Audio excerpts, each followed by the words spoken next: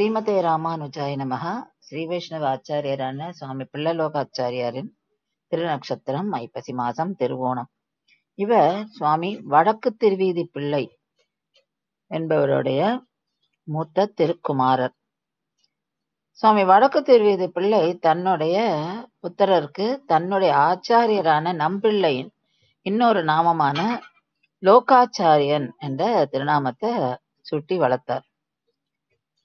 சுவாமி பிள்ளலோகாச்சாரியருக்கு ஒரு தம்பி உண்டு. அவர் அழகிய மணவாள பெருமாள் நாயனார். இந்த 2 பேருமே திருவரங்கத்தில் தான் வளர்ந்தார். இவ 2 பேருக்குமே ஆச்சாரியர் நம்பிள்ளையின் வழிகாட்டுதலும் பெரியவாச்சான் பிள்ளை ஆசீர்வாதமும் கிடைத்தது. வடக்கு திருவீதி பிள்ளையின் அறிவுரையினாலும் சம்பிரதாயத்தின் அர்த்தங்களை நன்கு கற்றனர்.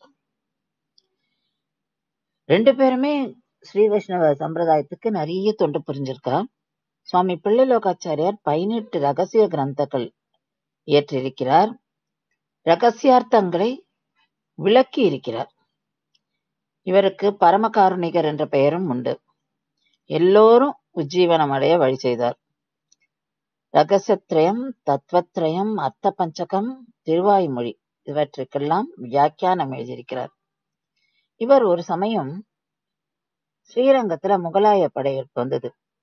அவ கோவிலெல்லாம் அழிச்சிருவா, எல்லாத்தையும் சூறையாடி எடுப்பான்னு தெரிஞ்சு அவருக்கு அந்த விஷயம் வருது. அதனால என்ன பண்ற, உற்சவரை நம்பெருமாடியும் உபயநாச்சிமாரிகளையும் ஸ்ரீரங்கத்திலேருந்து ஒரு சில சிஷ்யர்களோடு அங்கேருந்து ஏழை பண்ணிட்டு போயிடுறார். அதுக்கு முன்னாடி மூலவர் சன்னதிக்கு முன்னாடி ஒரு சுவரை கட்ட சொல்லிடுறார். தாயார அங்க இருக்கிற மரத்துக்கு கீழே புதைச்சது சொல்றாரு.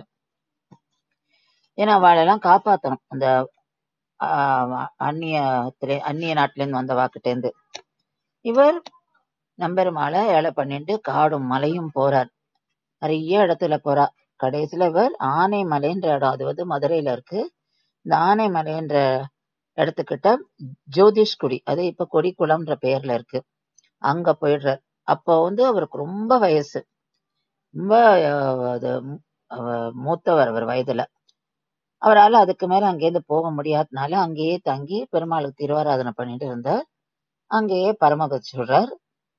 தன்னுடைய சிஷ்யர்கள் மூலம் எப்படி திரும்பியும் பெருமாளை ஸ்ரீரங்கத்துக்கு ஏழை பண்ணணும்ன்ற அளவுக்கு அவர் வாக்கிட்ட சொல்லிட்டு போயிருக்கார். அந்த அளவுக்கு அவளுக்கு அந்த ஏற்பாடுகள்லாம் பண்ண வச்சார் அவர். பல வருடங்கள், சுமார் 40 ஆண்டுகளுக்கு பிறகு நம்பெருமாளும் திரும்பி ஸ்ரீரங்கத்துக்கு ஏழ்கிறார். நாமும் அவரை போல எம்பெருமான் மீதும் ஆச்சாரியர் மீதும் பற்றுதலோடு இருக்கணும்னு அவருடைய திருவடிகளில் பிரார்த்திப்போம். ஸ்ரீமதே ராமானுஜாய நமஹ.